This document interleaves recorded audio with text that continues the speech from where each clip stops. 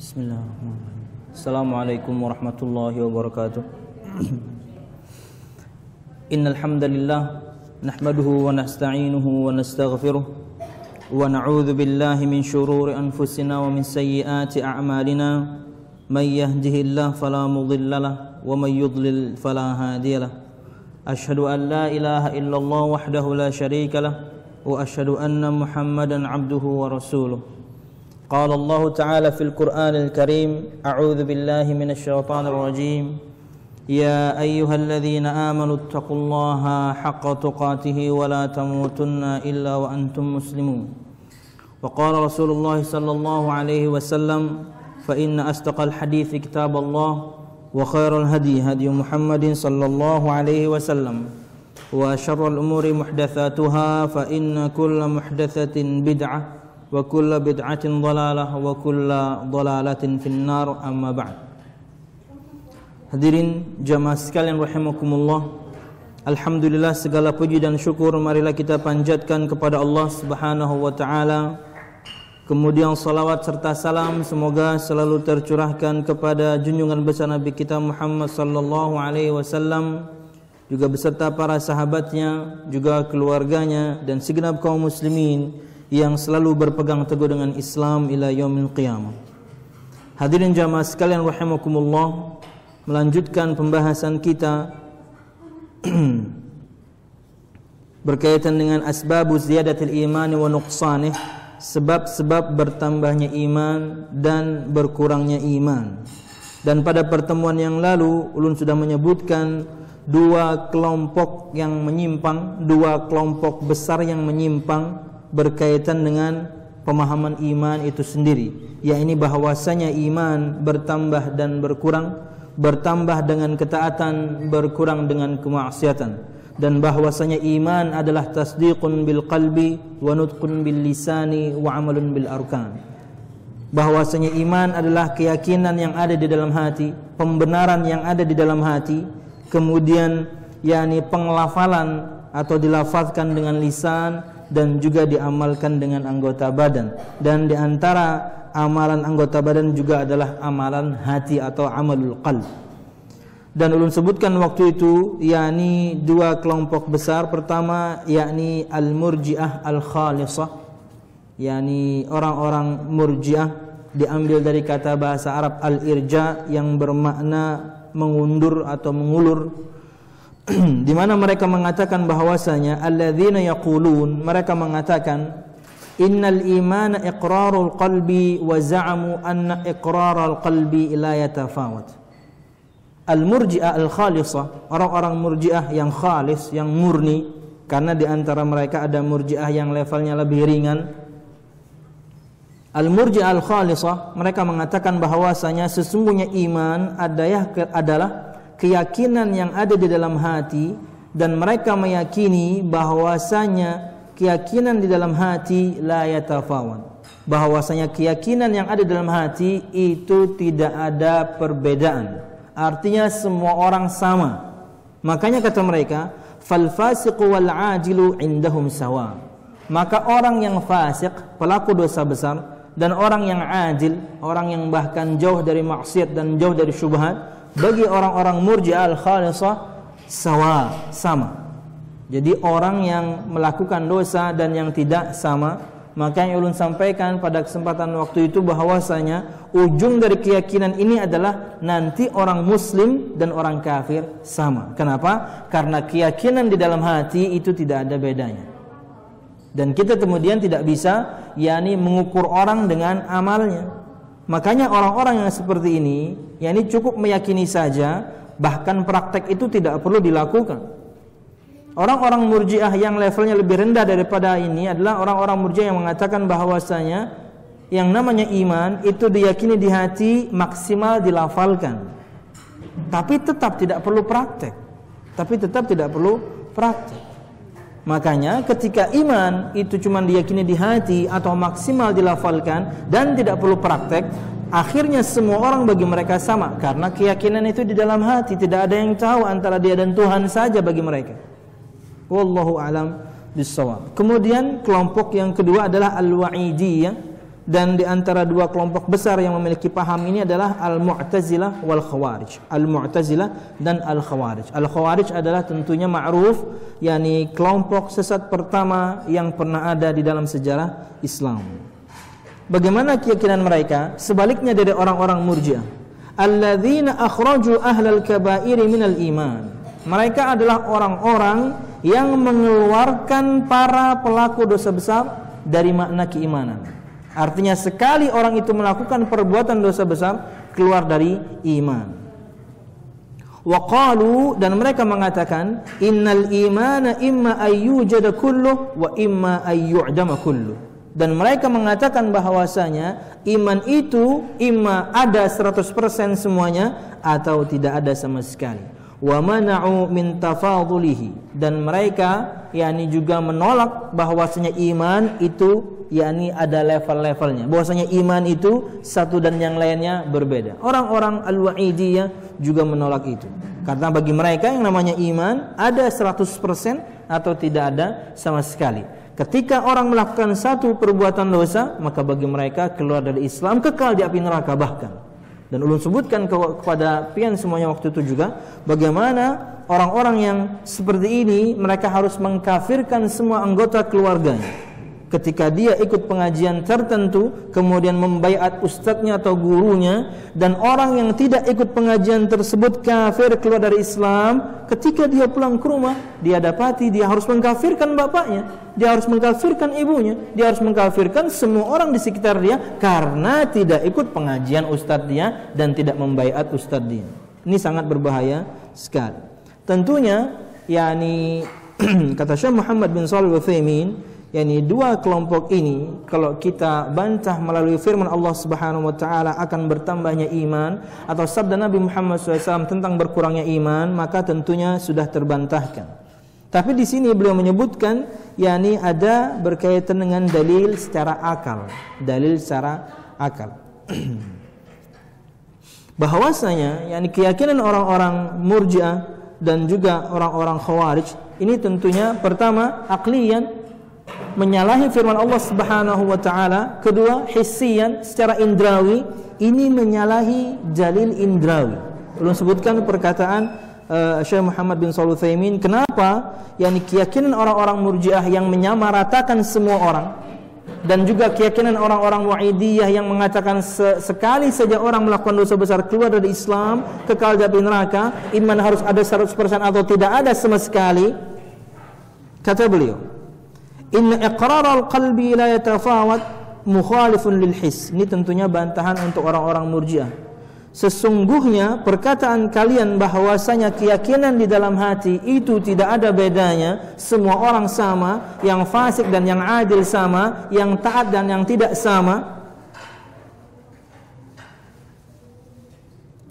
Fa inna min al-ma'lum li kulli wahidin anna iqrar al-qalbi innama yattabi'ul ilm.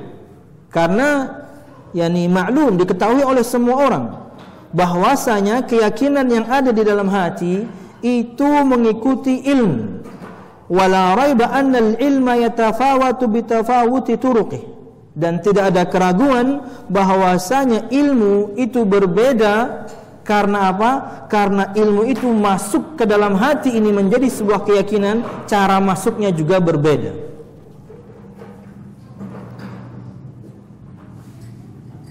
Fa inna khabar al-wahid la yufidu ma yufidu khabar al-itsnain. Karena sesungguhnya berita yang dibawa oleh satu orang itu tidak pernah akan sama dengan berita yang dibawa oleh dua orang. Wa hakadha, dan seterusnya dan seterusnya. Jika berita itu dibawa oleh 3, 4 bahkan mungkin 5 orang, maka keyakinan kita akan berbeda akan satu ilmu. Wa ma adrakahu al-insanu bil khabari la yusawi fil ilmi ma adrakahu bil musyahadah.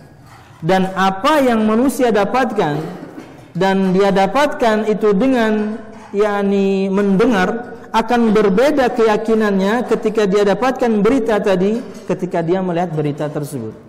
Artinya ketika ada berita masuk dan dia mendengar berita saja, dia mungkin sudah mulai meyakini sesuatu. Tapi ketika berita itu dia saksikan, maka tentunya keyakinan dia akan bertambah berbeda. Artinya iman berbeda. Di saat yang sama, di momen yang sama, di kejadian yang sama, khabar itu masuk, ilmu itu masuk dengan cara yang berbeda, yaitu dengan pendengaran dan penglihatan, maka keyakinan seseorang akan berbeda. Makanya tidak bisa kemudian kita samakan semua orang. Yang saleh dan yang toleh sama, yang fasik dan yang adil sama, bahkan muslim dan kafir, na'udzubillah, tidak bisa disamakan. Wallahu a'lam bissawab. Kemudian kata beliau, wa naqulu kaifa yasihhu li'aqilin ay yahkuma bitasawi rajulain. Kata beliau, bagaimana seseorang yang berakal bisa kemudian menghukumi dua orang yang berbeda dengan hukum yang sama. Yang satu taat kepada Allah Subhanahu wa taala, dia jalankan kewajibannya, dia jalankan yang sunnah-sunnahnya, dia jauh dari keharaman Allah Subhanahu wa taala. Apabila dia jatuh kepada kemaksiatan, dia bersegera untuk rujuk kepada Allah dan bertobat. Dengan seseorang yang tentunya tidak menjalankan kewajiban, apalagi yang sunnah-sunnah, kemudian dia tenggelam dengan keharaman-keharaman Allah Subhanahu wa taala dan tidak cepat-cepat bertobat ketika bermaksiat, maka dua orang yang seperti ini pasti berbeda. Bagaimana seseorang yang berakal bisa menyamakan dua orang yang berbeda seperti ini? Dan bantahan tentunya sama untuk orang-orang wa'idiyah. Ketika mereka mengatakan bahwasanya iman harus ada 100% atau tidak ada sama sekali, ini sangat tidak mungkin. Kenapa? Karena kenyataannya ada orang yang taat, ada yang tidak. Ada orang yang menjalankan kewajiban, ada yang tidak peduli. Ada orang yang bahkan menyempurnakan dengan yang sunnahnya, apalagi yang ini boro-boro yang wajib aja tidak dia lakukan. Berbeda. Ada orang yang kemudian ketika bermaksiat cepat bertobat, ada yang boro-boro dia bertobat kepada Allah Subhanahu wa taala. Maka sama. Ini bantahan untuk orang-orang Murji'ah dan orang-orang Al-Khawarij. Wallahu a'lam bishawab. Makanya iman itu diyakini di hati, kemudian dilafalkan dengan lisan, dan ada praktek dari anggota badan. Wallahu a'lam bishawab. Dan kita meyakini bahwasanya kita tidak memastikan seseorang itu pasti masuk surga.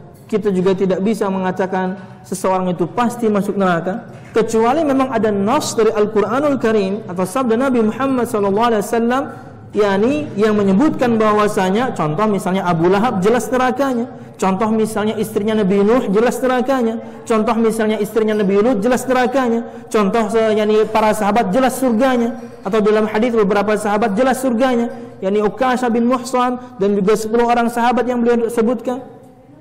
Kita tidak menetapkan orang itu jelas masuk surga atau neraka kecuali ada nas dari Al-Quran atau Sunnah. Sisanya siapapun orangnya, dengan kemaksiatan yang dia miliki, sampai akhir hayat pun dia dengan maksiatnya seperti itu, maka hukumnya di bawah kehendak Allah Subhanahu wa taala.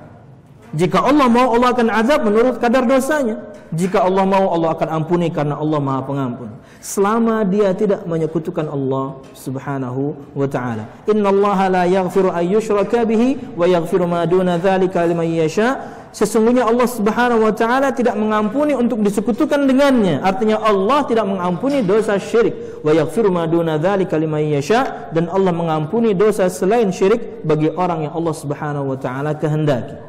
Artinya orang sampai akhir hayatnya pun dengan maksiatnya, selama dia tidak menyekutukan Allah Subhanahu wa taala, maka tidak kekal di api neraka. Jika Allah mau, Allah akan azab menurut kadar dosanya. Jika Allah mau, Allah akan mengampuni karena Allah Maha Pengampun. Dan Nabi Muhammad SAW bersabda, juga belum sampaikan pada pertemuan yang lalu. Kata beliau sallallahu alaihi wasallam, "Yakhruju minan nar man kana fi qalbihi mithqala habatin min iman." Akan keluar dari neraka Allah Subhanahu wa taala siapapun yang memiliki sebiji zarrah, kecil sekali, biji sawi. Bahkan zarrah diterjemahkan dengan debu. Bahkan zarrah diterjemahkan dengan satu bagian terkecil dari 3 bagian tubuhnya semut. Orang memiliki iman sekecil itu saja akan Allah selamatkan dari api nerakanya. Setelah tentunya diadab Allah Subhanahu wa taala menurut kadar dosanya. Itulah keyakinan Ahlus Sunnah wal Jamaah berkaitan dengan iman. Berikut pembahasan kita pada kesempatan sore hari ini. Waliziyadatil imani asbabun minha. Kata beliau, dan untuk bertambahnya iman ada sebab-sebab, dan diantaranya adalah yang pertama, ma'rifatu asma'illahi wa sifatih. Fa innal 'abda kullama izdada ma'rifatun biha wa bimuqtadayatiha wa athariha isdada imanan bi rabbih wa hubban lah wa ta'ziman. Kata Syekh Muhammad bin Shalih Al-Utsaimin, dan untuk bertambahnya iman itu ada sebab-sebab. Di antaranya adalah pertama, ma'rifatu asma'illahi wa sifatih. Mengetahui, mengenal nama-nama Allah dan sifat-sifat Allah Subhanahu wa ta'ala. Mengetahui yakni bagaimana prinsip akidah Ahlus Sunnah wal Jamaah terhadap nama-nama dan sifat Allah Subhanahu wa taala. Mengetahui kaidah-kaidah memahami nama-nama dan sifat Allah Subhanahu wa taala. Mengetahui makna yang dikandung dari semua nama-nama dan sifat-sifat Allah Subhanahu wa taala. Ma'rifatu asma'illahi wa sifatih, mengenal nama-nama Allah dan sifat Allah Subhanahu wa taala. Ini tentunya banyak cabangnya. Kita akan bahas secara singkat pada kesempatan sore hari ini.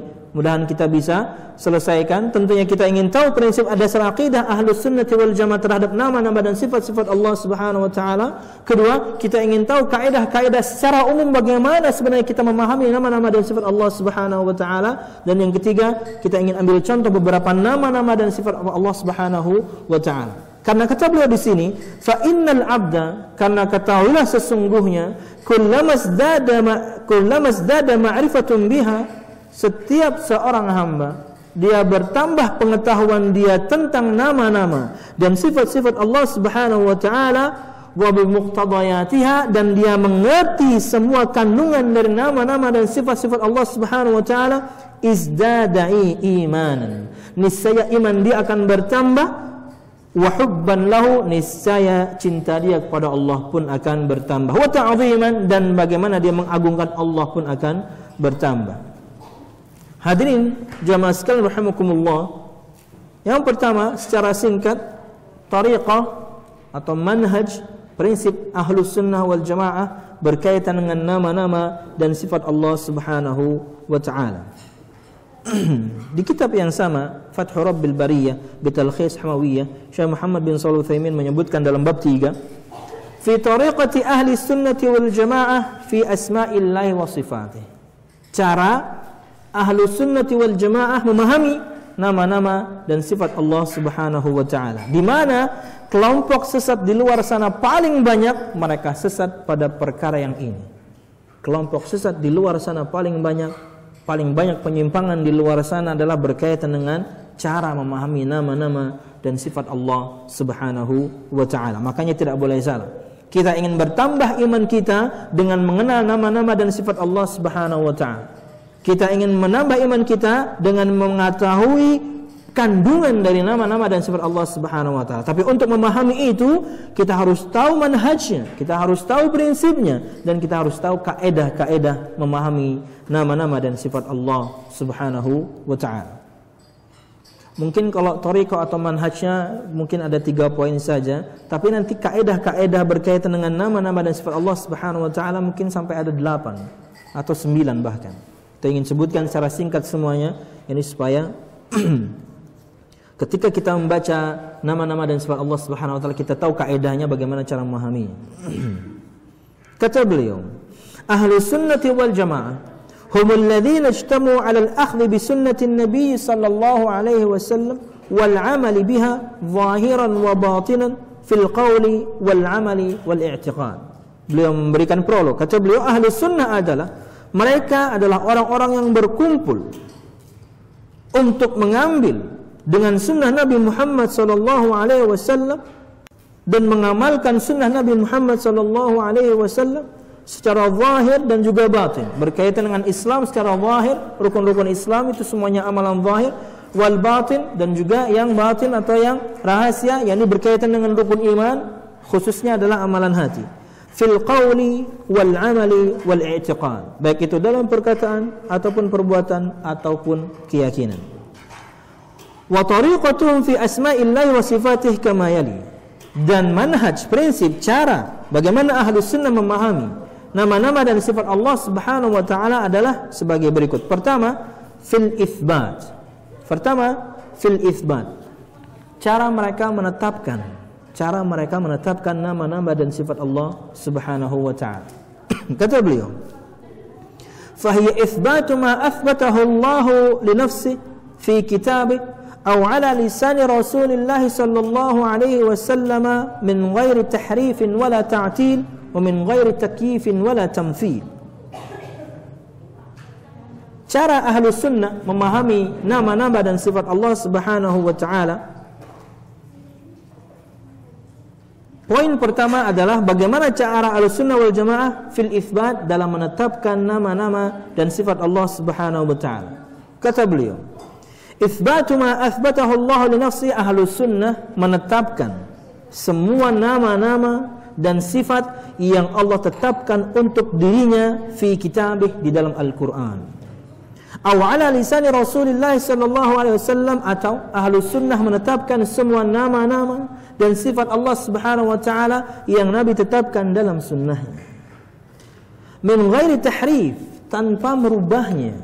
Perubahan itu bisa dengan menambah satu huruf, perubahan itu bisa dengan menghilangkan satu huruf, perubahan itu bisa dengan merubah harokat yang merubah makna dari nama dan sifat Allah Subhanahu wa taala. Contoh misalnya,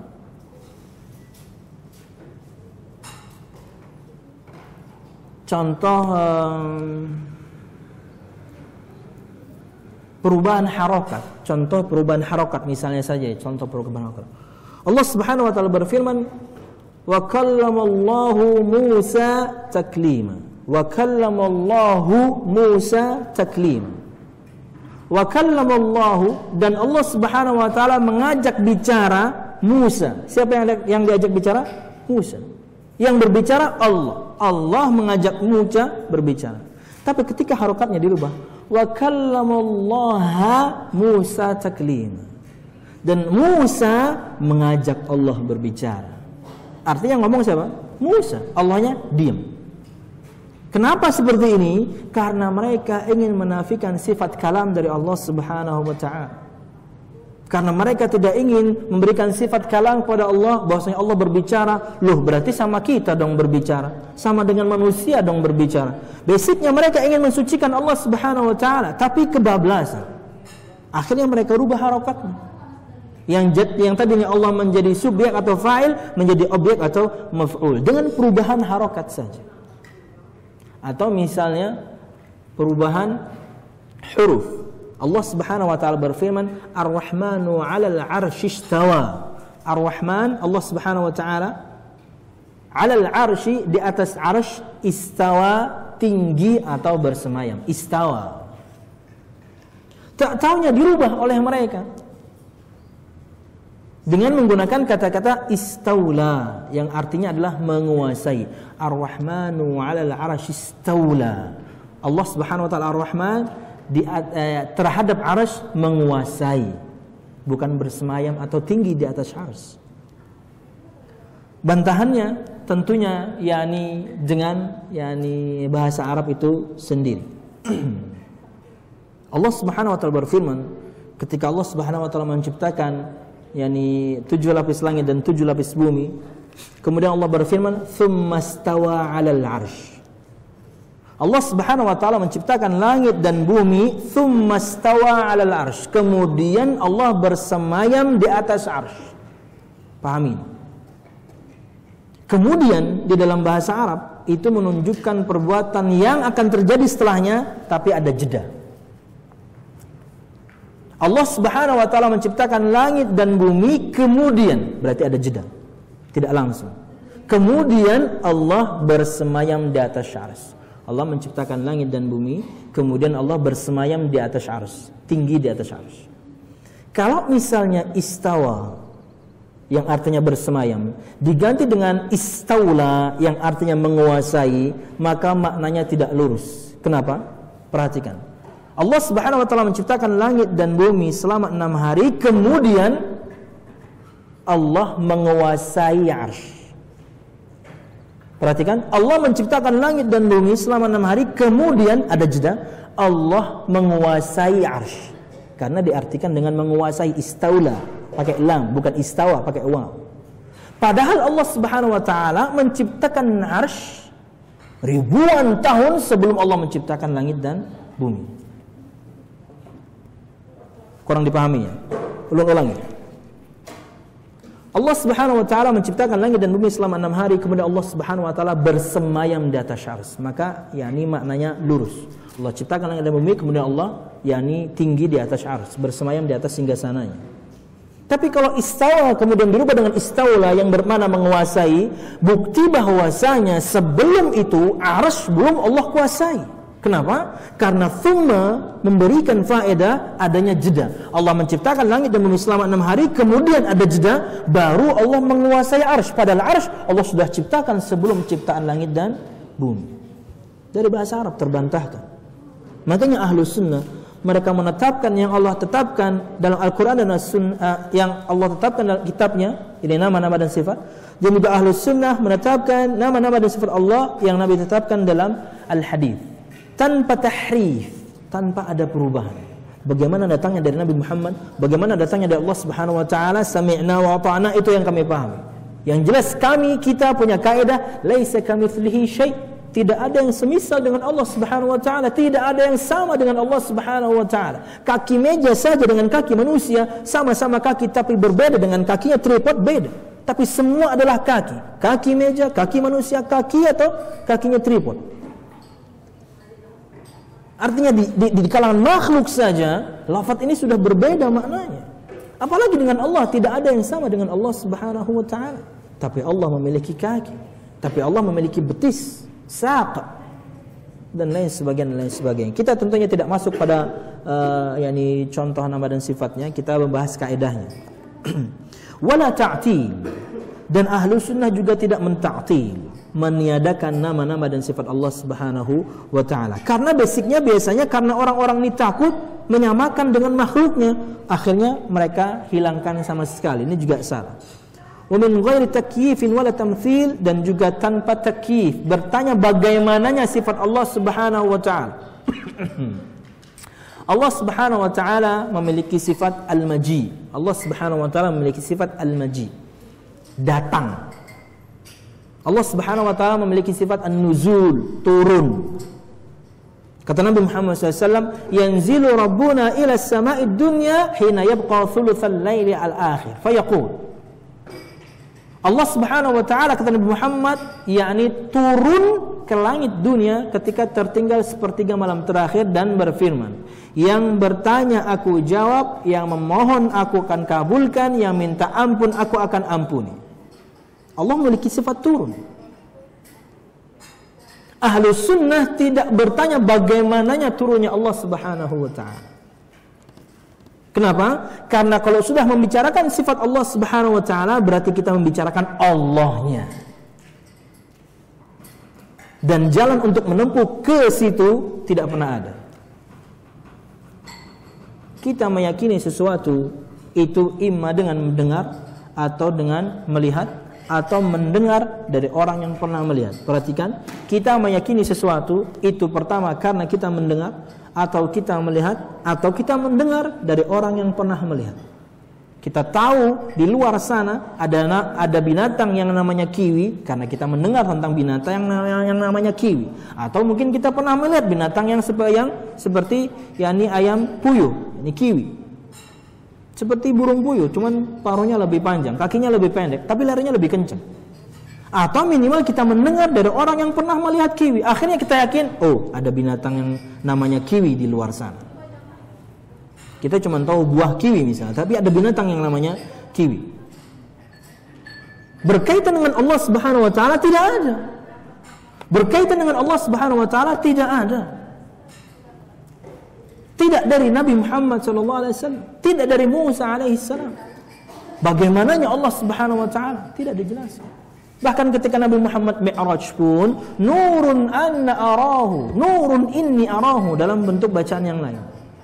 Tertutup cahaya, tertutup tabir cahaya. Bagaimana aku bisa melihatnya? Allah Subhanahu wa taala Nabi tidak melihat.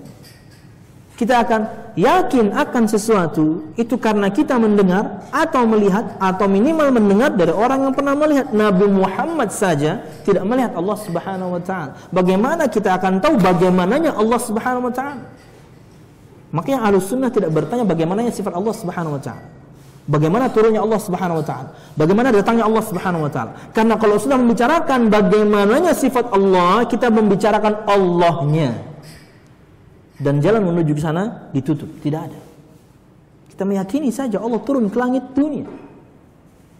Dan jangan pakai akal kita yang pendek ini kemudian mengatakan jika turun di dunia atau di negeri atau di Asia Allah turun di sepertiga malam terakhir, maka di Eropa sana mereka masih siang. Itu akal kita, itu pemikiran kita, itu keterbatasan otak kita.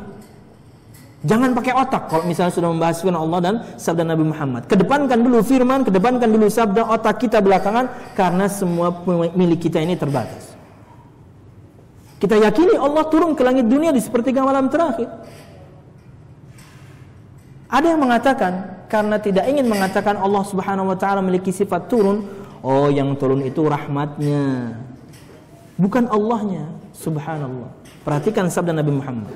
Yanzilu rabbuna ila sama'id dunya hina yabqa thulutsal lailil akhir. Tuhan kita Allah Subhanahu wa taala turun ke langit dunia ketika tertinggal sepertiga malam terakhir dan berfirman. Rahmat mana bisa berfirman? Kalau diterjemahkan yang turun adalah rahmat Allah Subhanahu wa taala. Karena yang turunnya Allahnya dan dia berfirman, yang bertanya aku jawab, yang meminta aku kasih, yang minta ampun aku ampuni. Oke, kita terjemahkan yang turun adalah rahmatnya. Tapi turunnya ke langit dunia untuk apa faedahnya buat bumi ini? Rahmat Allah kalau cuma nyangkut di langit, nggak ada faedahnya. Tidak bisa kemudian kita terjemahkan dengan rahmat Allah yang turun. Karena turunnya ke langit dunia, berarti nggak turun ke bumi, percuma. Dan yang turun ini berfirman, rahmat tidak bisa berfirman. Inilah prinsip dasar akidah ahli sunnah wal jamaah. Mereka menetapkan nama-nama dan sifat Allah yang ada dalam Al-Quran. Mereka menetapkan nama-nama dan sifat Allah yang ada dalam hadis tanpa merubah maknanya, tanpa merubah lafadznya, entah itu dengan menambahi satu huruf, menghilangkan satu huruf, merubah harakat, dan juga tanpa meniadakan, dan juga tanpa bertanya bagaimananya, dan terakhir wala tamthil, dan tanpa menyerupakan sifat Allah dengan sifat makhluknya. Na'udzubillah. Laisa kamitslihi syai' wa huwas samiul basir. Tidak ada yang semisal dengannya Allah Subhanahu wa taala, dan dia Maha mendengar, Maha melihat. Cara yang kedua, fin nafi. Cara yang kedua Ahlus Sunnah dalam memahami nama-nama dan sifat Allah Subhanahu wa taala adalah an-nafyu, dalam cara mereka menafikan. Contohnya atau disebutkan oleh beliau, fatariqatuhum nafyu ma nafahu Allah an nafsi fi kitabih aw ala lisan rasulih sallallahu alaihi wasallam ma'a i'tiqadihim thubut kamal dhiddihi lillahi ta'ala. Yang kedua, tariqah, manhaj, prinsip Ahlus Sunnah dalam memahami nama-nama dan sifat Allah. Pertama, dalam menetapkan nama-nama dan sifat Allah. Kedua, dalam menafikan nama-nama dan sifat Allah. Kata beliau, maka Ahlus Sunnah menafikan nama-nama dan sifat yang Allah nafikan untuk dirinya dalam Al-Quran, dan Ahlus Sunnah juga menafikan nama-nama dan sifat yang Nabi nafikan di dalam sunnahnya. Tapi dengan satu keyakinan, Ahlus Sunnah meyakini sifat yang sebaliknya dari sifat yang Allah nafikan. Contoh, wa ma rabbuka bidhallamin lil 'abid, dan tidaklah Tuhanmu menzalimi hambanya. Ada sifat zalim. Allah menafikan kezaliman dari diri. Allah menafikan sifat zalim dari dirinya. Maka Ahlus Sunnah menafikan sifat zalim dari Allah Subhanahu wa taala karena Allah firmankan Allah tidak menzalimi hambanya. Tapi dengan keyakinan bahwasanya kita menetapkan sifat yang sebaliknya dari sifat zalim. Apa itu? Adil. Ini prinsip. Ahlus Sunnah menafikan yang Allah nafikan dalam Al-Quran. Ahlus Sunnah menafikan nama dan sifat yang Nabi nafikan dalam hadis, tapi dengan keyakinan bahwasanya Allah memiliki sifat yang sebaliknya, sifat yang sempurna. Contoh misalnya perkataan orang Yahudi, yadullahi maghlulah, tangan Allah terbelenggu. Kata Allah Subhanahu wa taala, ghullat aydihim wa lu'inu bima qalu bal yadahu mabsutatan. Mereka tangan yang terbelenggu. Kan tapi tangan Allah Subhanahu wa taala mabsutatan, terbentang luas. Mereka mengatakan Allah itu pelit. Mereka mengatakan Allah itu terbelenggu, tidak memberikan rezeki, tapi kita meyakini sebaliknya. Apa itu? Allah Maha Dermawan, Allah Maha Pemberi, Ar-Rahman, Ar-Rahim, ya, Al-Mu'ti dan lain sebagainya. Allah yakni Maha Memberi, Maha memberikan kasih dan sayang kepada semua hambanya. Ini yang kedua. Yang ketiga, fima lam yarid nafyuhu wa la itsbatuhu mimma tanaza'a an-nasu fi, dalam semua perkara baik itu nama-nama dan sifat-sifat Allah Subhanahu wa taala yang tidak ada penafiannya, artinya Allah tidak tiadakan dalam Al-Qur'an, Nabi tidak tiadakan dalam hadis. Contoh seperti sifat zalim atau sifat yakni pelit tadi. Wala itsbatu, dan Allah tidak tetapkan dalam Al-Qur'an dan Nabi juga tidak tetapkan dalam hadis tentang sifat-sifat Allah Subhanahu wa taala. Mimma tanaza'an nasu fi, yakni perkara yang diperdebatkan manusia. Ini Allah tidak pernah sebutkan. Sifat ini Allah tidak pernah sebutkan. Tapi manusia kemudian berselisih paham. Contoh misalnya al-jism. Sifat al-jism. Jism itu badan, tubuh. Apakah Allah memiliki tubuh? Al-hayyiz, meliputi. Apakah Allah meliputi sesuatu atau Allah diliputi sesuatu? Atau al-jihah, arah. Ini diantara contoh-contoh saja. Badan, peliputan, atau arah.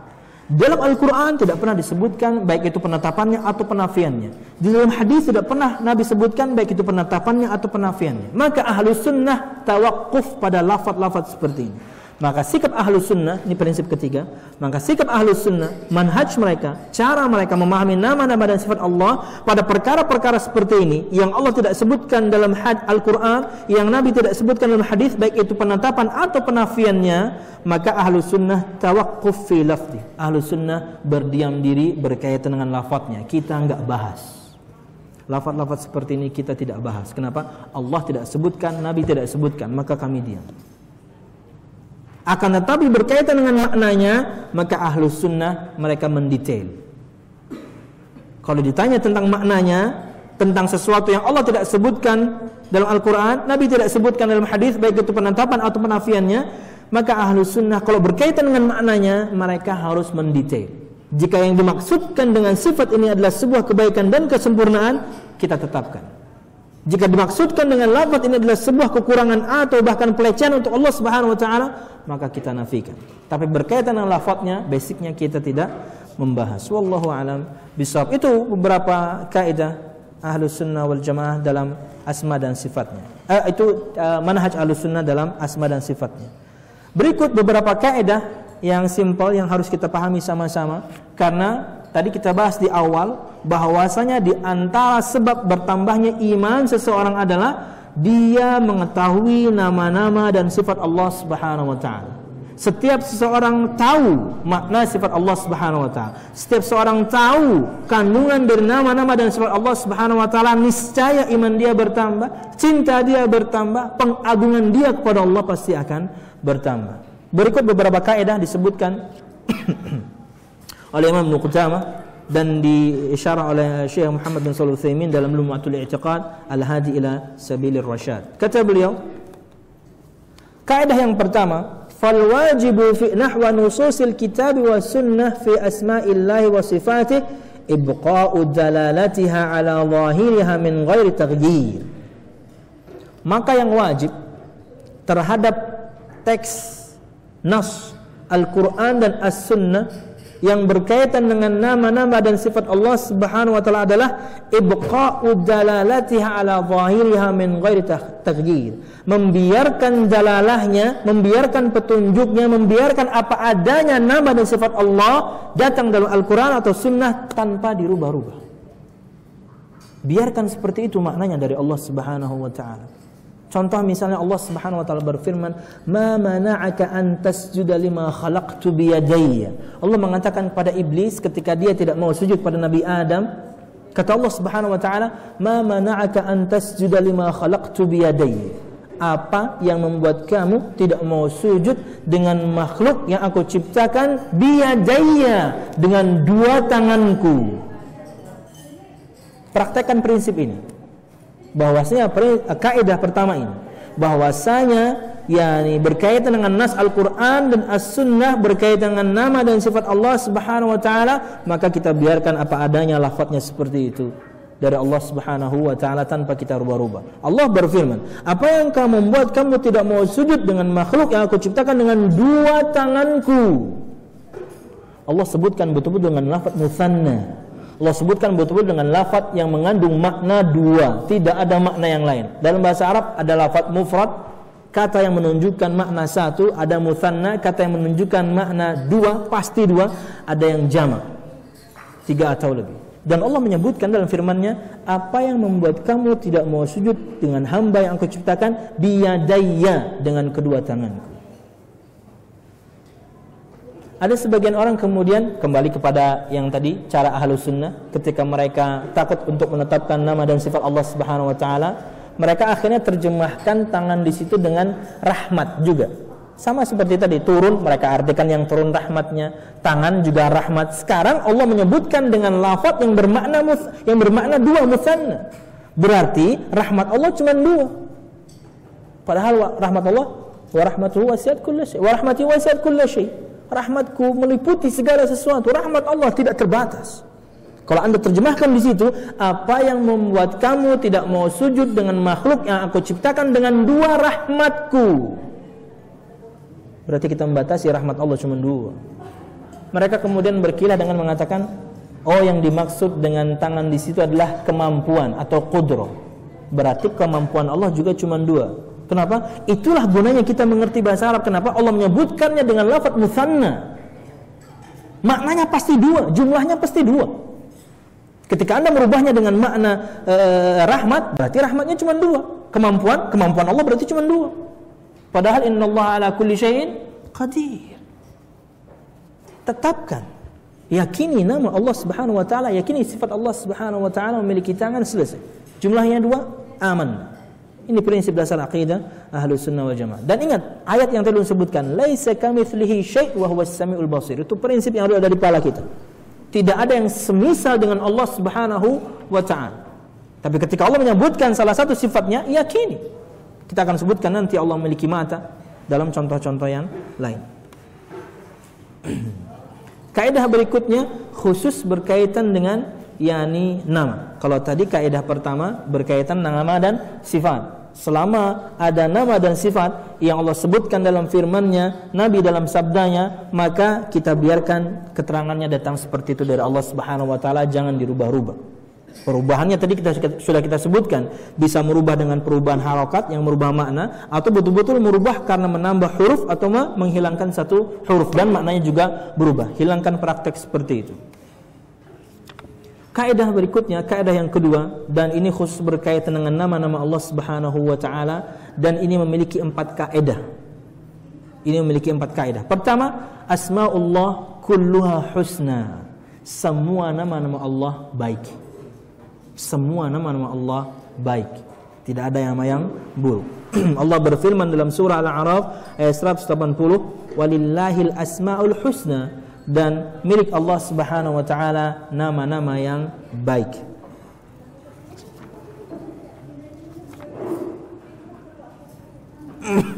Bagaimana dengan sabda Nabi Muhammad SAW, "La tasubbud dahra fa innallaha wad-dahru." Janganlah kalian mencela masa, karena sesungguhnya Allah dialah sang masa. Apakah ad-dahru ini, sang masa ini adalah nama Allah Subhanahu wa taala? Bukan. Kenapa? Yang dimaksudkan dengan sabda Nabi Muhammad SAW adalah Allah Subhanahu wa taala yang maha mengatur masa, bukan Allah yang masa. Karena yang namanya masa itu ada pasang surut, yang namanya masa akan habis. Habis sifat sesuatu yang lemah. Allah tidak memiliki sifat seperti itu. Allah tidak memiliki nama seperti itu. Yang dimaksudkan dengan yakni ad-dahru atau masa di sini adalah yakni malikud dahri al-mutasarrifu fi, pemilik masa dan yang mengatur masa, Allah Subhanahu wa taala. Kedua, asmaullahi ghairu mahsurah bi'adadin muayyan. Nama-nama Allah tidak terbatas dengan jumlah tertentu. Perhatikan, nama-nama Allah Subhanahu wa taala tidak terbatas dengan jumlah tertentu. Dan kita nanti akan menyebutkan kaidah bahwasanya semua nama-nama Allah mengandung sifatnya.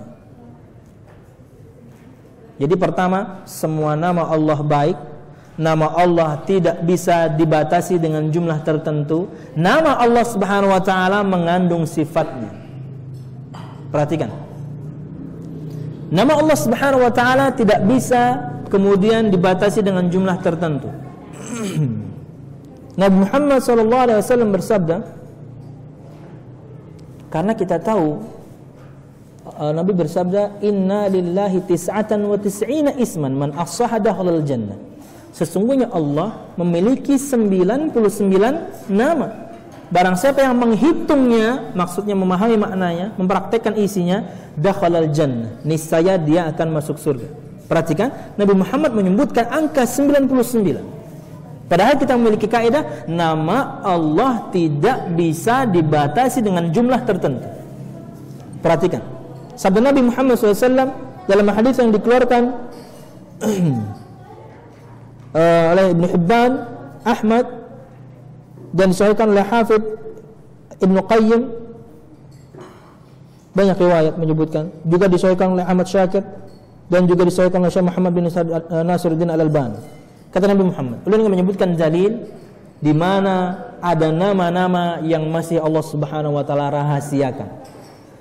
Kenapa kaidah kita menyebutkan bahwasanya nama-nama Allah tidak bisa dibatasi dengan jumlah tertentu? Karena memang 99 itu bukan harga mati. Kata beliau sallallahu alaihi wasallam, as'aluka Allahumma bikulli ismin huwa lak sammaita bihi nafsak aw anzaltahu fi kitabik aw 'allamtahu ahadan min khalqik aw ista'tharta fi 'ilmil ghaibi 'indak. Aku mohon kepadamu ya Allah dengan semua nama yang engkau berikan dirimu nama itu dan nama yang kau turunkan di dalam kitabmu dan nama-nama yang kau ajarkan salah seorang di antara hambamu dan nama-nama yang engkau simpan di ilmul ghaib yang ada di sisimu.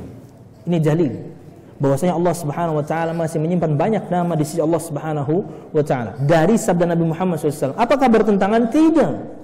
99 nama yang disebutkan Nabi Muhammad SAW itu bukan harga mati. Ada nama-nama yang Allah Subhanahu wa taala belum terangkan.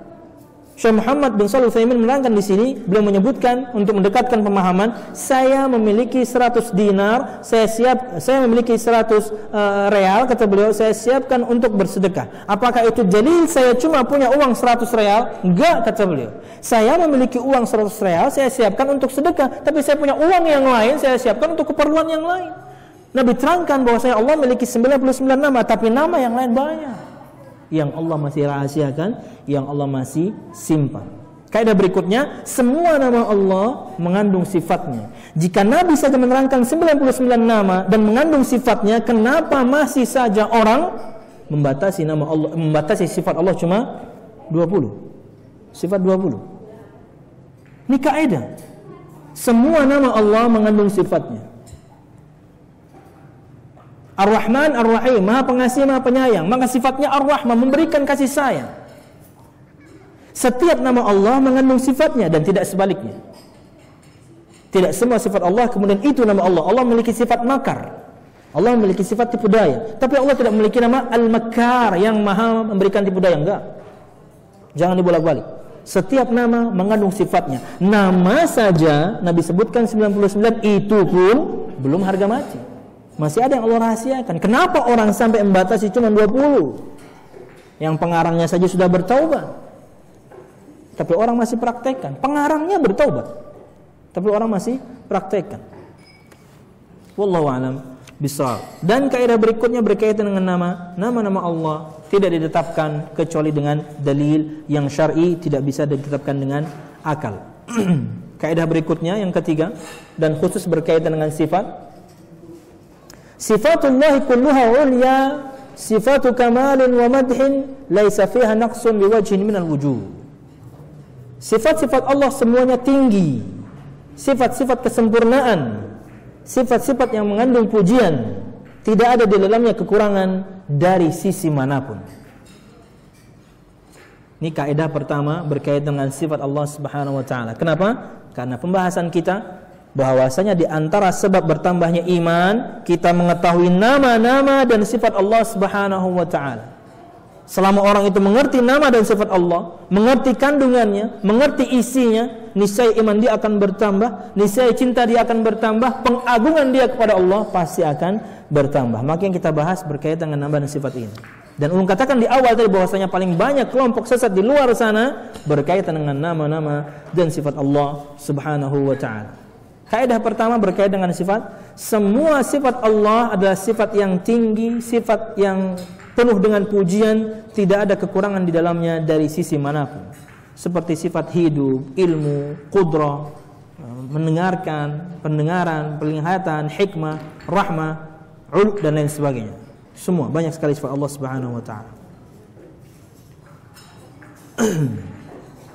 Kemudian sifatullah tanqasimu ila qismain thubutiyah wa salbiyah. Sifat Allah terbagi menjadi dua. Ada yang thubuti bersifat ketetapan positif, ada yang salbi bersifat negatif. Kalau tentunya yang berkaitan dengan yang positif maka kita akan tetapkan seperti maha hidup, maha memiliki ilmu, maha memiliki kemampuan, sifat-sifat Allah Subhanahu wa taala. Tapi kalau sifat yang salbi, contoh tadi kita sebutkan di awal, sifat yang negatif, contoh misalnya sifat kezaliman, maka itu kita nafikan. Kita nafikan kezaliman dari Allah Subhanahu wa taala. Bagaimana kaidahnya, Pak? Kita nafikan sifat Allah Subhanahu wa taala yang Allah nafikan dalam Al-Qur'an, yang Nabi nafikan dalam hadis, tapi kita menetapkan sifat sebaliknya. Allah menafikan dari dirinya kezaliman, maka kita menetapkan sifat sebaliknya yaitu Allah Maha Adil. Kemudian sifat thubutiyah yang positif tadi juga menjadi dua, terbagi menjadi dua. Ada yang dzatiyah, ada yang fi'liyah. Dzatiyah artinya melekat kepada Allah Subhanahu wa taala. Ada yang fi'liyah berkaitan dengan perbuatan Allah Subhanahu wa taala. Kapan Allah mau Allah lakukan, kapan Allah tidak mau Allah tidak lakukan. Itu sifat sifat thubutiyah. Wallahu alam bissawab. Sifat yang dzatiyah melekat dengan Allah Subhanahu wa taala seperti Maha mendengar, Maha melihat. Sifat fi'liyah seperti datang ke langit dunia, turun ke langit dunia dan lain sebagainya, itu sifat perbuatan. Allah mau Allah lakukan, Allah enggak mau Allah tidak lakukan. Tapi ada sifat yang menggabungkan dua ini yaitu sifat kalam. Sifat kalam itu sifat yang melekat dengan Allah Subhanahu wa taala. Allah yakni Maha berbicara. Tapi Allah berbicara kapan Allah mau, Allah diam kapan Allah mau. Wallahu a'lam bissawab. Kemudian kaidah yang terakhir adalah kullu sifatin min sifatillah fa innahu yutawajjahu 'alaiha thalathatu as'ilah. Semua sifat dari sifat-sifat Allah Subhanahu wa taala maka harus ditanyakan kepadanya tiga pertanyaan berikut. Pertama, hal hiya haqiqiyah? Apakah sifat ini secara hakikat? Jawabannya iya. Hal yajuzu takyifuha? Apakah boleh menanyakan bagaimananya? Jawabannya tentunya tidak. Karena sudah kita bahas tadi pada prinsip akidah Ahlus Sunnah wal Jamaah. Bertanya tentang bagaimananya sifat Allah berarti kita bertanya tentang Allahnya. Dan semua jalan untuk mengetahui bagaimana Allah tidak pernah ada. Karena ilmu kita dapat dengan mendengar atau dengan melihat atau minimal dari mendengar orang yang pernah melihat. Dari Nabi Muhammad pun bagaimananya Allah kita tidak dapatkan. Tapi kita harus meyakini Allah datang dan turun ke langit dunia dengan semua sifat-sifatnya. Hal tumathilu sifatal makhluki? Apakah sifat Allah semisal dengan sifat makhluknya? Tentu jawabannya adalah tidak. Wallahu a'lam bissawab. Hadirin jamaah sekalian rahimakumullah. Berikut ulun ingin sebutkan contoh dari nama dan sifat Allah Subhanahu wa taala. Tentu banyak sekali dalam Al-Qur'an, ulun ambil yang paling sering kita dengar As-Sami' Al-Basir. Ulun pilih dua ini karena paling sering kita dengar. Dan kita masih pada poin pertama, sebab-sebab bertambahnya iman adalah mengetahui nama-nama dan sifat Allah Subhanahu wa taala. As-Sami', As-Sami'. Wa huwa ismun, faedah ulun ambil dari kitab Fiqhul Asma' Al-Husna karangan Syekh Abdul Razzaq bin Abdul Muhsin Al-Abbad Al-Badr hafizahumullah. Wa huwa ismun taqarrara wuruduhu fil Qur'ani fi ma yaqrubu min 50 mawdi'an. As-Sami' Maha mendengar. Salah satu nama dan sifat Allah Subhanahu wa taala yang terulang dalam Al-Qur'an sampai 50 kali. Sampai 50 kali. Dan ini juga di antara nama yang menjadi ayat prinsip dasar akidah Ahlussunnah wal Jamaah berkaitan dengan nama dan sifat Allah Subhanahu wa taala. Laisa kamitslihi syai'un, tidak ada yang semisal dengannya sesuatu pun Allah Subhanahu wa taala. Wa huwas samiul basir, dan dia Allah Maha mendengar, al-basir, Maha melihat. Was-sami' dan sami' artinya adalah huwallazi yasma'u jami'al aswat. Dialah Allah Subhanahu wa taala zat yang mendengarkan semua suara. Ala ikhtilafil lughat. Mendengarkan semua suara dengan bahasa-bahasa yang berbeda-beda. Wa tafannunil lahajat, dan berbeda-beda lahjah. As-sami' artinya adalah Allah Subhanahu wa taala Maha mendengar semua suara dengan semua perbedaan lahjahnya, dengan semua perbedaan logatnya, dengan semua macam bahasa itu. Termasuk di antaranya tentunya bahasa Banjar. Qad istawa fi sam'ihi sirrul qawli wa jahri. Dan pendengaran Allah Subhanahu wa taala terhadap suara ini, apakah itu dirahasiakan atau dijaharkan, maka Allah Subhanahu wa taala mendengarkan semuanya. Allah Subhanahu wa taala berfirman dalam surah Ar-Ra'd ayat 10, "Sawa'un minkum man asarra al-qawla wa man jahara bih." Sama saja bagi Allah Subhanahu wa taala siapapun di antara kalian yang merahasiakan perkataannya, yang di dalam hatinya, apalagi bisik-bisik, dan dengan orang yang menjaharkan, menerangkan atau mengeluarkan suaranya. Bagi Allah semuanya sama. Allah mendengarkan semuanya. Wasi'a sam'uhu al-aswata kullaha. Pendengar Allah Subhanahu wa taala meliputi semua suara. Fala takhtalifu 'alaihi al-aswat wa la tashtabih. Maka bagi Allah Subhanahu wa taala suara-suara itu tidak ada yang berbenturan, tidak ada yang berbeda, semuanya Allah dengarkan dengan jelas dengan semua bahasanya. Bahkan semua manusia dan jin menyebutkan doa yang berbeda-beda dengan bahasa yang berbeda-beda. Di saat yang sama tidak ada doa yang bertabrakan bagi Allah Subhanahu wa taala. Contoh kita saja, semua kita ngobrol, 3 orang masing-masing ngobrol di pojokan, tapi dengan suara yang keras, pian tidak bisa tangkap semua obrolan orang itu. Padahal mereka ngomong sendiri. Bagaimana kalau orang itu ngomong ke Anda? 20 orang berbicara dengan secara bersamaan, tidak bisa kita tangkap. 1-2 orang mungkin bisa kita tangkap. Bahkan mungkin 1 doang yang bisa kita tangkap. Pian bisa bayangkan semua makhluk Allah Subhanahu wa taala, seluruh penduduk langit dan bumi dikumpulkan. Semuanya berdoa, manusia dan jinnya, dengan doa yang berbeda, dengan permintaan yang berbeda, di saat yang sama. Bagi Allah Subhanahu wa taala tidak ada yang bertabrakan. Semua Allah Subhanahu wa taala dengarkan satu persatu. Karena Allah Maha mendengar. Allah Maha mendengar semua doa hambanya. Wala yushghiluhu minha sam'un an sam'in. Dan tidak ada Allah Subhanahu wa taala ketika mendengarkan satu doa, ketika mendengarkan munajat seorang hambanya, kemudian diganggu dengan munajat hamba yang lain. Allah sedang mendengarkan, misalnya fulan A sedang berdoa, Allah dengarkan, yang lain sedang berdoa, skena dulu. Enggak ada. Semua Allah dengarkan.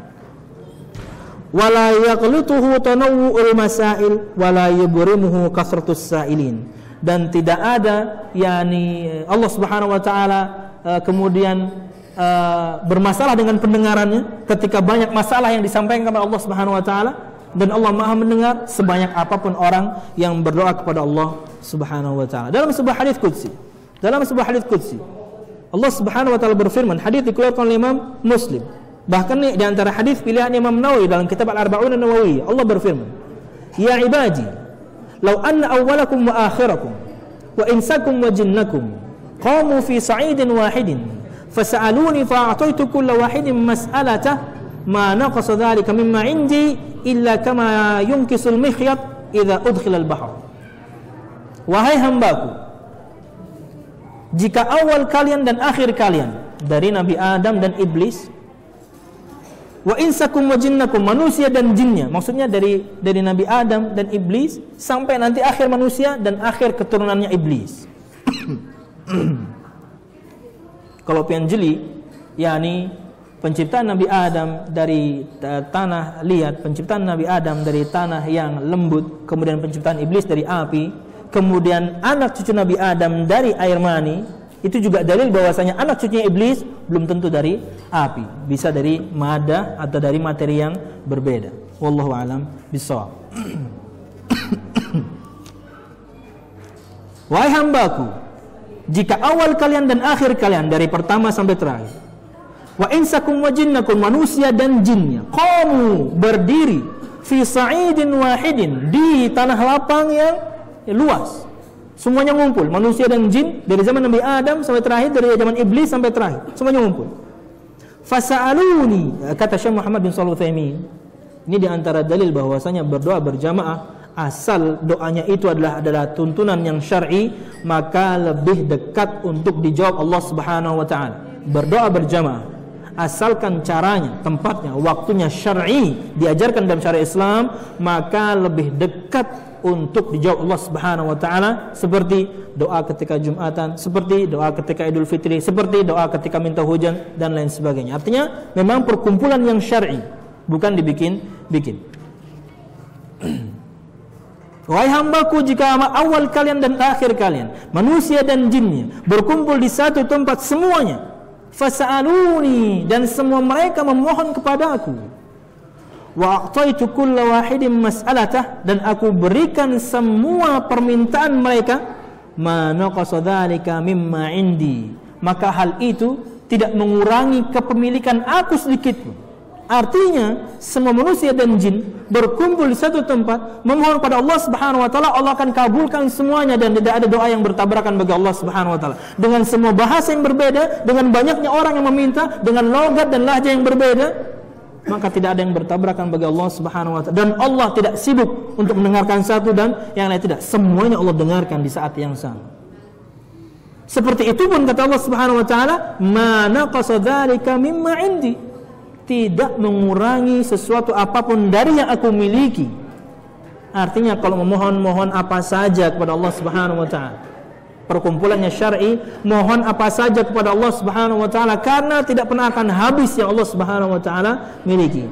Kecuali kama yunkisul mikhyatu idza udkhilal bahr, sama seperti jika kalian masukkan jarum ke dalam lautan dan diambil kembali, maka air laut tidak pernah berkurang. Seperti itu permisalan kepemilikan Allah Subhanahu wa taala.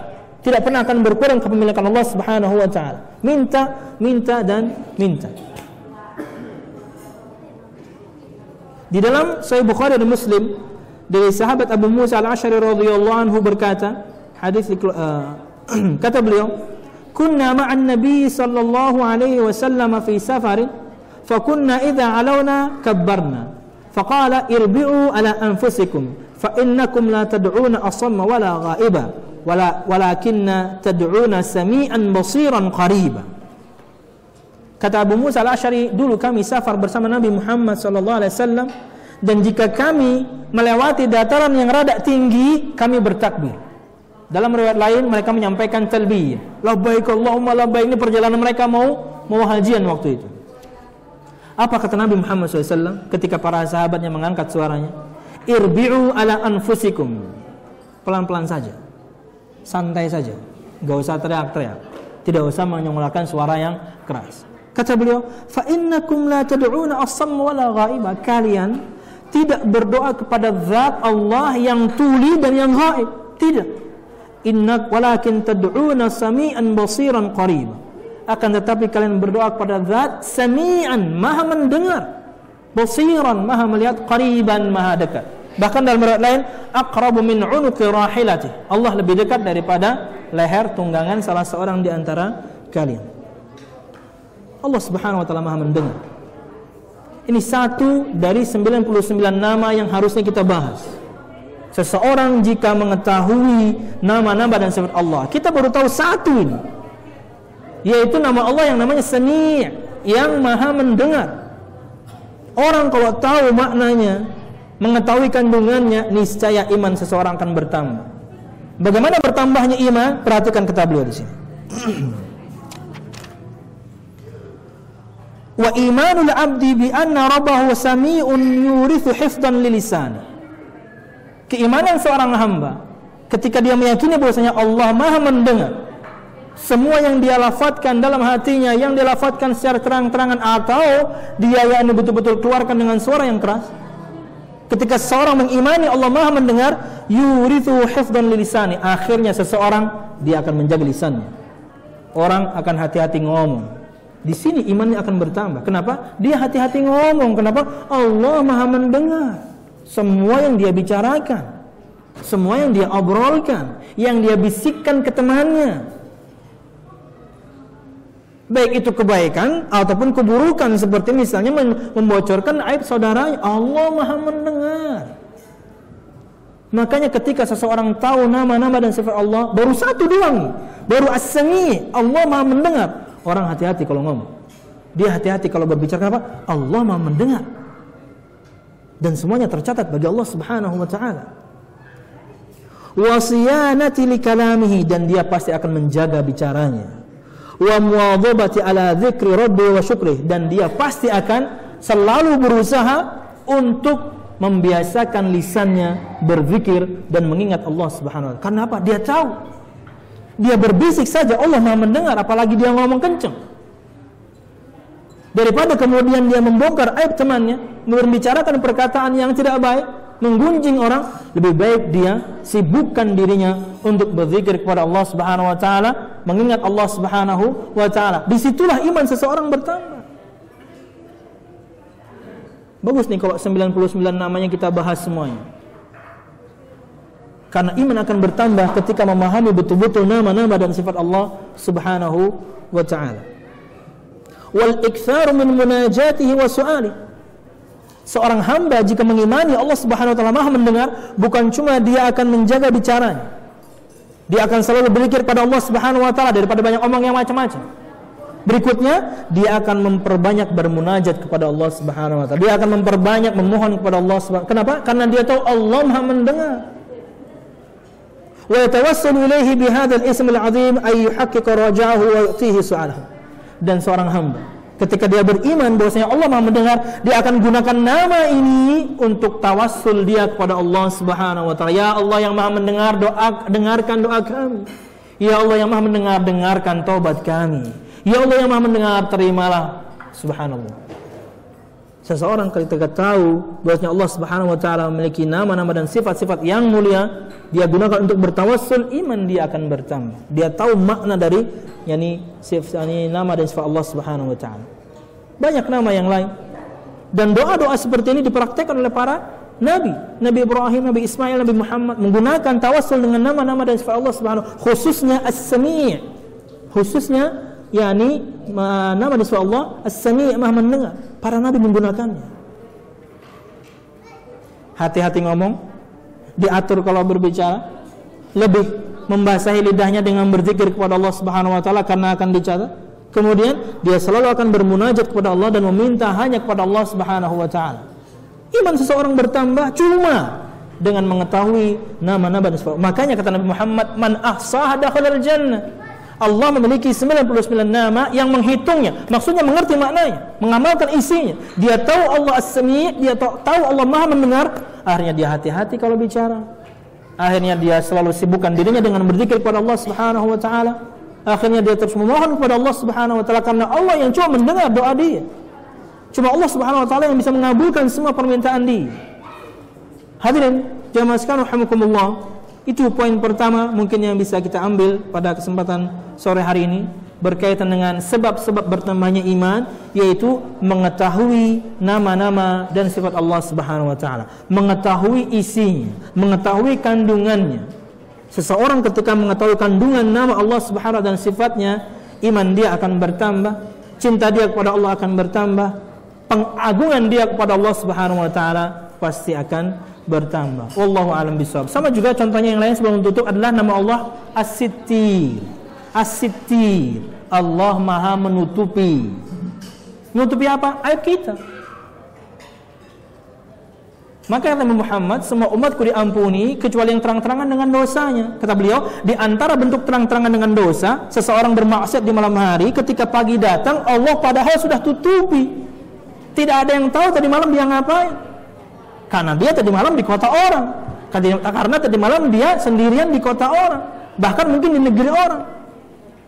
Jangankan teman-temannya, istrinya nggak tahu suaminya di mana. Jangankan teman-temannya, bapak ibunya nggak tahu dia di mana. Dia ngapain tidak ada yang tahu kecuali dia dan Allah Subhanahu wa taala. Dia bermaksiat kepada Allah di malam hari itu. Tapi ketika pagi datang, Allah padahal sudah Allah tutupi. Kenapa? Nggak ada yang tahu. Anaknya masih kecil-kecil. Istrinya handphone dia matikan, istrinya menghubungi nggak bisa nyambung, nggak tahu dia di mana. Nggak tahu dia ngapain. Tapi kata Nabi Muhammad, kemudian dia menceritakan kepada teman-temannya, amiltul barihata kadza wa kadza. Tadi malam, bro, tadi malam saya begini, tadi malam saya begini. Kata Nabi Muhammad, Allah sudah tutupi buat dia, padahal Allah sudah tutupi buat dia. Tak taunya dia bongkar sedikit aib yang dia lakukan tadi malam. Bukan berarti maknanya kemudian ketika bermaksiat kemudian asal tidak cerita boleh, enggak, bukan seperti itu. Waktu yang ada gunakan untuk bertaubat kepada Allah Subhanahu wa taala, karena Allah memiliki nama dan sifat As-Sittir, Allah Maha menutupi. Yang punya anak laki-laki yang baru lahir misalnya Abdus Sittir, monggo, no problem, bagus. Abdus Sittir, Abdus Satar saya tidak tahu, yang jelas Abdus Sittir. Yang ada riwayatnya Sittir, Satar, wallahu a'lam bishawab. Itu mungkin yang bisa saya sampaikan, mudah-mudahan bermanfaat. Salah dan khilaful, mohon maaf. Mudah-mudahan kajian kita diberikan Allah Subhanahu wa taala, amin ya rabbal alamin. Insyaallah pada pertemuan yang lain kita akan sebutkan beberapa poin yang lain, ini hal-hal yang bisa menambahkan iman seseorang dari perkataan Syekh Muhammad bin Shalih Al-Utsaimin insyaallah di Senin mendatang insyaallah. Wallahu a'lam bishawab. Silakan Bapak.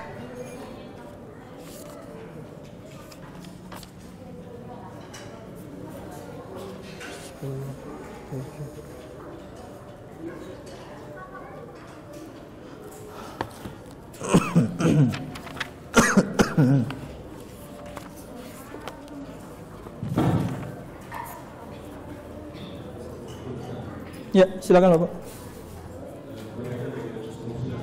Ya.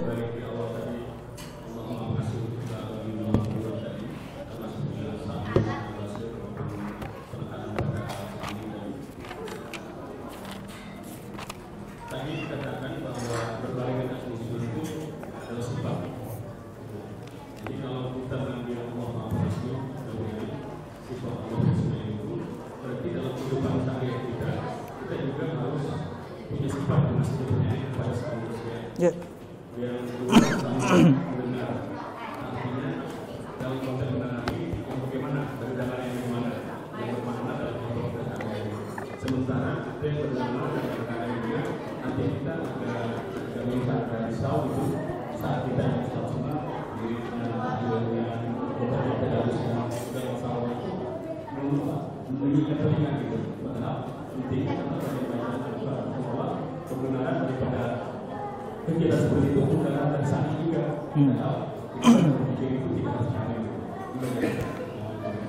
Ya, tentunya kalau sudah kita terjemahkan dalam bahasa Indonesia maha, seperti maha mendengar, maha melihat, maka tentunya tidak ada yang bisa menyamai Allah Subhanahu wa taala. Kita mendengar, Allah mendengar, tapi tentunya dengan pendengaran yang berbeda. Kita melihat, Allah melihat, tapi tentunya dengan penglihatan yang berbeda. Makanya tadi kaidah kita ayat, dan inilah andalan Ahlus Sunnah wal Jamaah ayat ini. Laisa kamitslihi syai' wa huwas samiul basir. Tidak ada yang semisal dengan Allah Subhanahu wa taala sesuatu apapun, termasuk di antaranya hamba-Nya, tidak pernah akan bisa sama. Tapi ingat, Allah Maha mendengar, Allah Maha melihat. Allah menafikan di awal tidak ada yang sama, tapi Allah tetapkan di potongan yang kedua, Allah Maha mendengar, Allah Maha melihat. Dan tentunya Bapak, semua yang ada pada diri kita ini, semua Allah Subhanahu wa taala memang sempurna, tapi ingat Allah berikan batasan. Allah berikan batasan. Makanya ketika kita berusaha ingin mengawasi apakah itu anak, apakah itu menantu, nggak pernah akan bisa. Kenapa? Kita punya keterbatasan. Ketika kita ingin mendengar semua masalah anak kita dengan istrinya, anak kita dengan suaminya, nggak bisa. Kenapa? Kita punya keterbatasan. Tapi dengan keterbatasan itu kita maksimalkan tentunya, untuk membantu kaum muslimin. Tapi ingat, tidak pernah akan bisa sama. Di poin kedua ulun tidak tangkap kenapa pian tadi menyebutkan berkaitan dengan sampai masalah beribadah. Maksudnya gimana, Pak? Gusar tadi, masalah gusar tadi maksudnya gimana?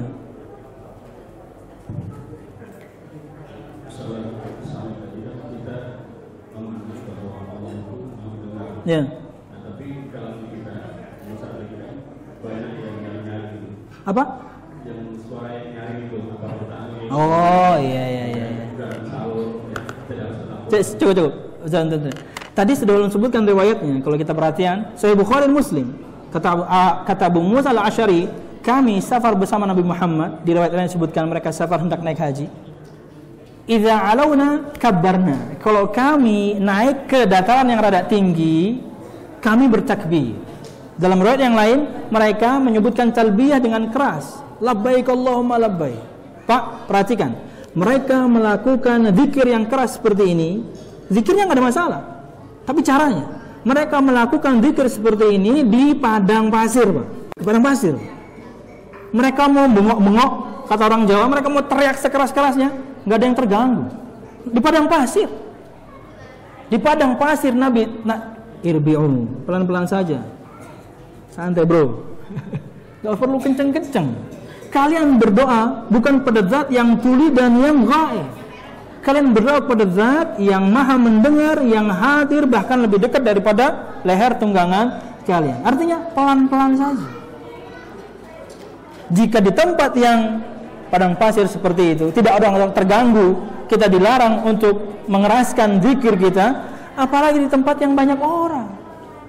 Makanya Bapak kalau misalnya pian sudah selesai sholat sunnah kemudian pian mengaji, perkataan Imam Muqayyim, pian sudah selesai sembahyang sunnah pian mengaji, yang lain sedang sholat sunnah, pian harus pelan-pelan mengajinya. Kenapa? Dia lebih utama, dia salat lebih utama daripada pian mengaji. Artinya pian nggak boleh ganggu dia, padahal pian lagi ngaji, Pak. Ini bukan zikir loh, ngaji nih. Alhamdulillah sedang ngaji, tapi subhanallah kecilkan suaranya. Kenapa? Dia lebih utama untuk menjalankan ketaatan dibandingkan pian yang sudah selesai. Ulun dengan Pak Saiful, dengan banyak teman-teman waktu itu kita mau menghadiri pengajian di Kalteng.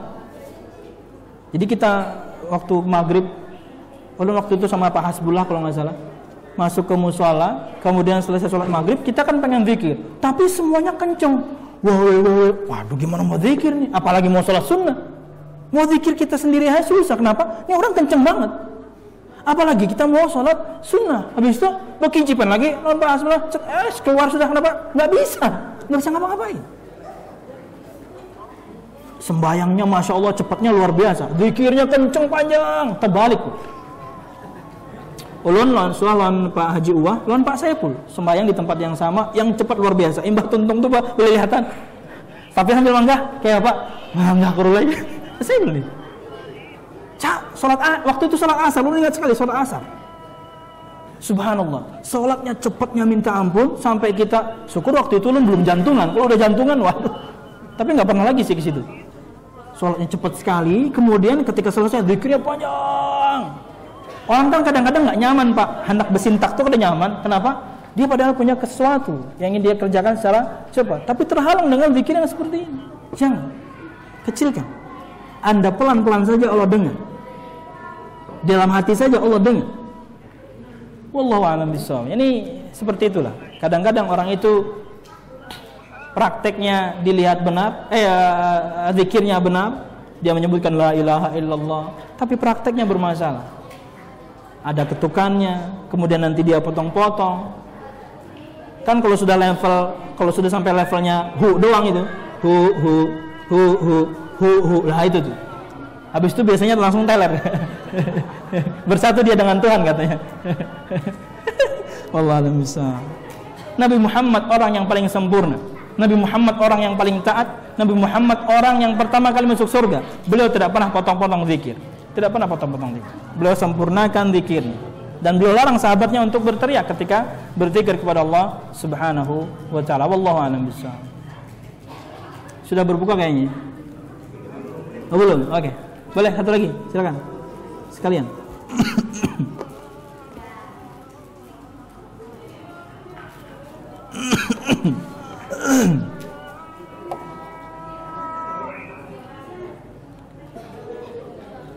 Nggak apa-apa sih, gua aja. Sini. Takutnya kebablasan, saya minum duluan. Belum adzan soalnya. Ya, kita gunakan buat berdoa saja. Waktu yang tersisa kita gunakan berdoa. Mudah-mudahan bermanfaat. Salat khilaf, mohon maaf. Mudah-mudahan kajian kita diberi Allah Subhanahu wa taala. Amin ya rabbal alamin. Dari Syekh Muhammad bin Shalih Al-Utsaimin tentunya masih ada 3 poin lagi yang akan kita bahas berkaitan dengan sebab-sebab bertambahnya iman dan berkurangnya iman. Wallahu a'lam bishawab. Subhanakallahumma bihamdika asyhadu an la ilaha illa anta astaghfiruka wa atubu ilaik. Wassalamualaikum warahmatullahi wabarakatuh.